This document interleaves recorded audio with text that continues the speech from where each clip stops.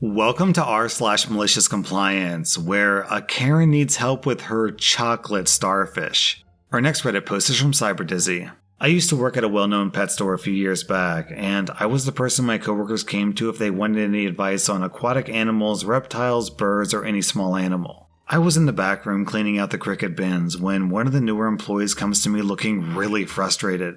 After talking with him, I learned there was a woman on the floor who wanted to purchase our chocolate chip starfish, but apparently knew nothing about saltwater tanks. And she was being unreasonable and had gone through 2 other associates already.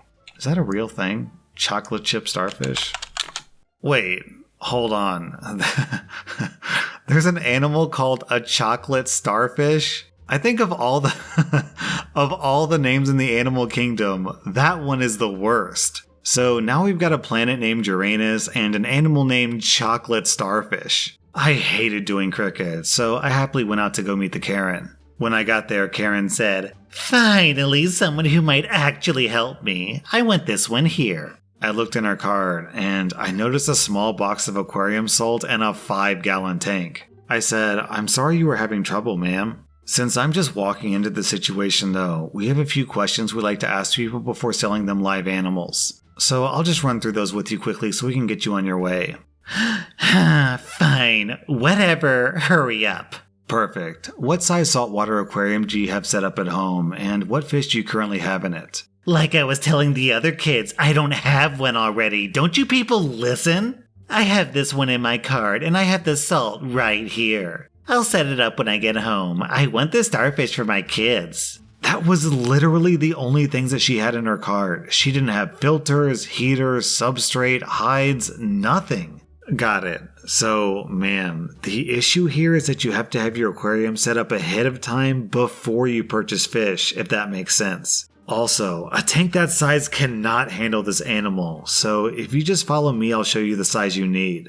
She follows me to the tanks and I point out a 55-gallon tank. "Are you kidding me? Did you see the size of that starfish? No, I want this 5-gallon tank." "Well, unfortunately, that's not an option. You'll also need a bit more than just a tank and some salt." "Fine, what do I need to get out of here?" Here's where the malicious compliance kicks in. I grabbed another cart and I started grabbing all the basics you need to start a saltwater tank. Which, for those of you who don't know, is everything but cheap.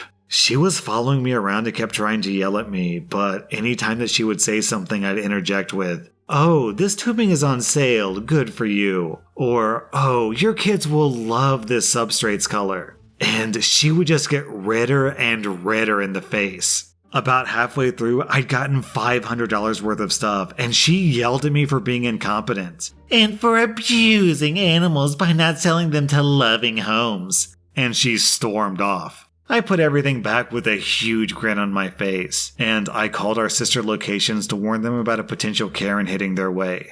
Good job, OP. I think it's pretty obvious that you saved that chocolate starfish's life. I wonder if that Karen was planning on just filling up the tank with tap water and then just dumping all the salt into the tank and just calling it a day. Our next Reddit post is from Revelo.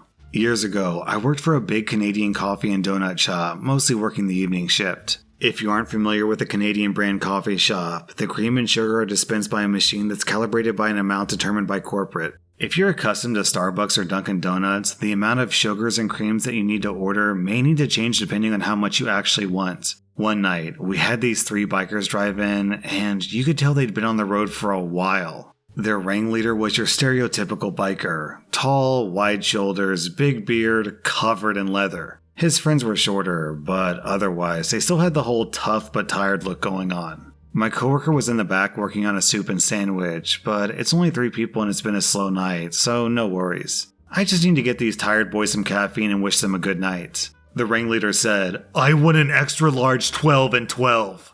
"Are you sure?" "Did I stutter?" "Okay, but that's only..." Then one of his friends said, "Did he stutter?" No, he didn't.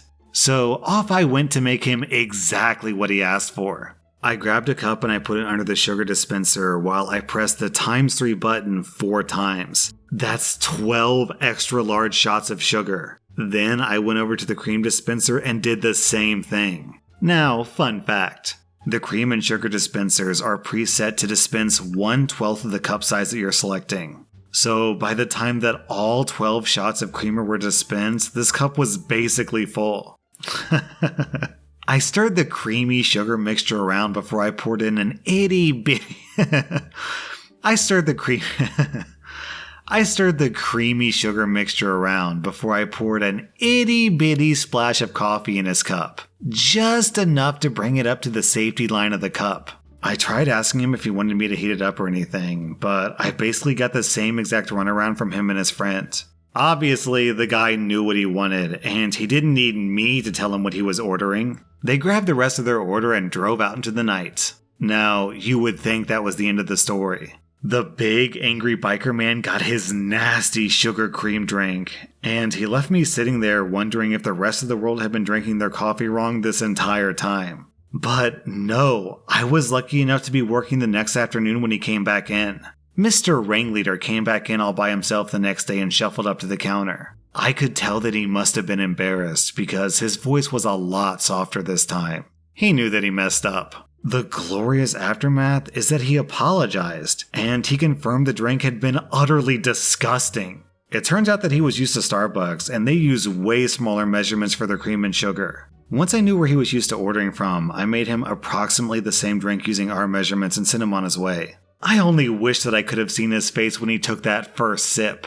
Down in the comments, everyone's talking about what they order at Starbucks, and I'm completely lost. I don't drink coffee, and I never go to Starbucks, so I don't know what a 12 and 12 is. I don't know what a venti is. There's someone down here talking about a triple. I have no clue what that means. And there's a conversation going on about how some guy orders 20 shots of espresso like it's a big deal. And I guess that's a big deal, but I honestly couldn't tell you. Keep in mind my wife is Chinese, so I've been to China a few times, and every time we go there, we go to tons of Chinese tea houses. And as far as I'm concerned, there's not a cup of coffee in the world that can compete with authentic Chinese tea. I have a cup every day while I make rSlash videos.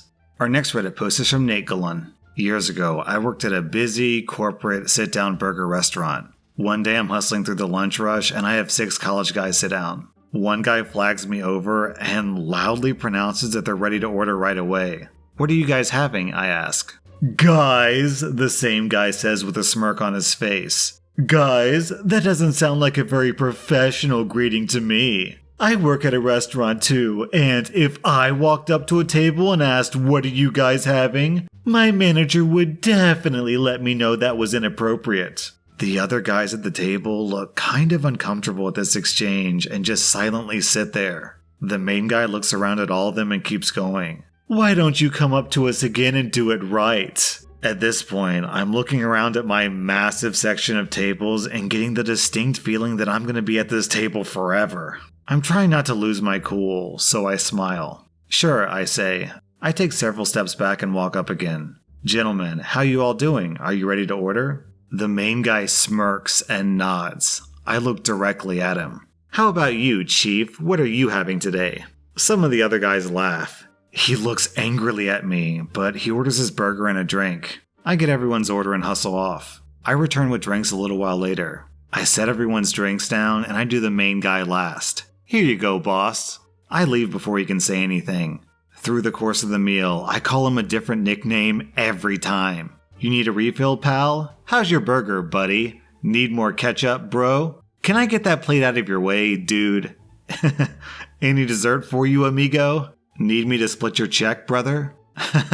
Make sure to leave me one signed copy, muchacho." So by the end of the meal, this guy is boiling. His friends are loving it though. As time goes on, the rest of them keep looking at me expectantly. What nickname will I use next? Finally, they all get up to leave. The lunch rush has ended, so I'm chilling at this point. I casually walk up to them. "Thank you, gentlemen, for coming in."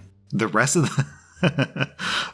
the group is smiling. I look at the main guy. "And you, have a fantastic day, hoss." The rest of the guys cheer. They all head out. I grab all their receipts on the table. Surprise, surprise, the main guy left me a 0 for a tip. I didn't care. It was all worth it.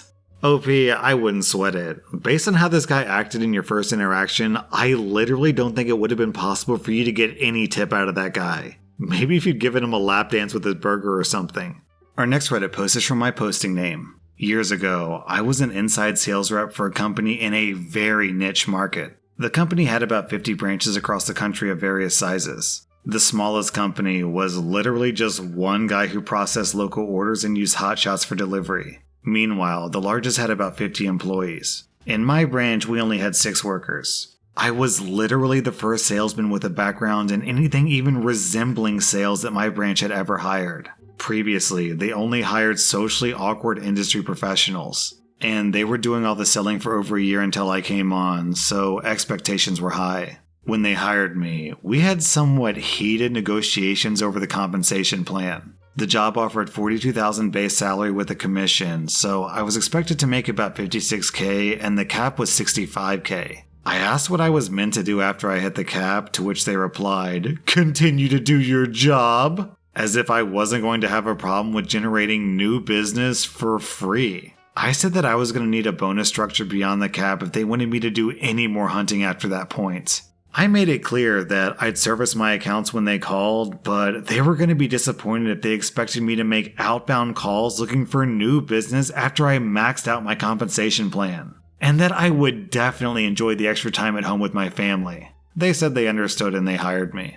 I worked almost exactly 40 hours for almost 2 months before I had jury duty and I missed a day. My check was about $150 light compared to what it had been, so I complained to payroll. That's when I found out that I was making $21 an hour and was not, in fact, pulling a salary. Presumably, this was to force me into the office as they didn't have remote access to a local network that logged our hours. I didn't even get a prorated Christmas bonus because that counts as benefits and you have to work 90 days to receive those. Cue malicious compliance. I discovered that if I left the house 30 minutes earlier, my 80-minute commute would be cut down to less than 25 minutes. So instead of showing up at 8:30, I was there at 7 o'clock with the warehouse guy, sending emails. I started working through lunch as I ate at my desk as opposed to burning an hour off campus or in the break room. I also discovered that if I stayed until 6:30, I'd get home by 7, as opposed to leaving a little after 5 and getting home around 6:30. With the overtime, I was clocking north of $2,000 more than the intended every month.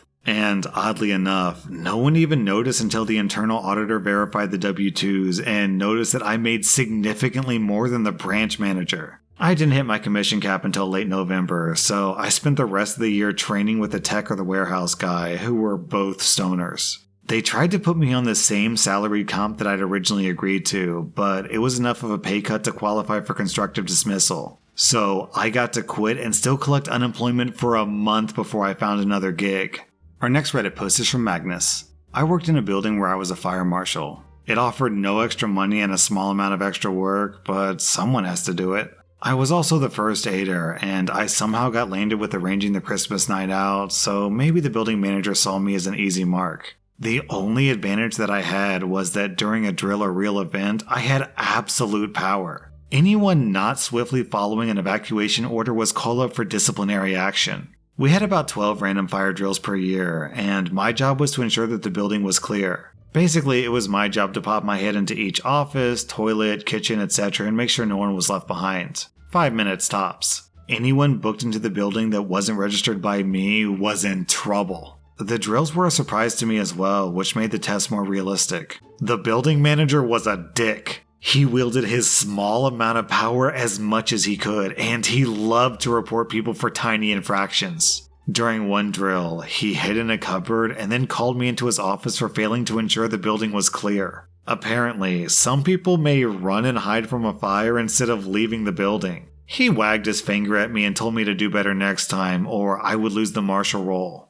The building manager told me that henceforth I had to check out hiding places too. I later found out that he had no power to make that rule. Cue malicious compliance. The fire alarm went off for the first time after my failure to check the cupboards. Everyone left, crossed the road, and stood at the assembly point in rain and wind. I searched the top floor very carefully. I opened up large cupboards, I opened up boxes large enough to hide a person, and I looked under each desk in case someone was hiding. Then I went to the next floor. By now, people were cold and wet and unhappy, but the building manager refused to let them enter. The building manager knew the fire drill was coming, so he had dressed for the weather. However, everyone else was mostly just wearing light clothing. I finished the ground floor and went to the basement, which includes the boiler and piles of old junk. Clearing the basement took ages because I was very thorough and very slow.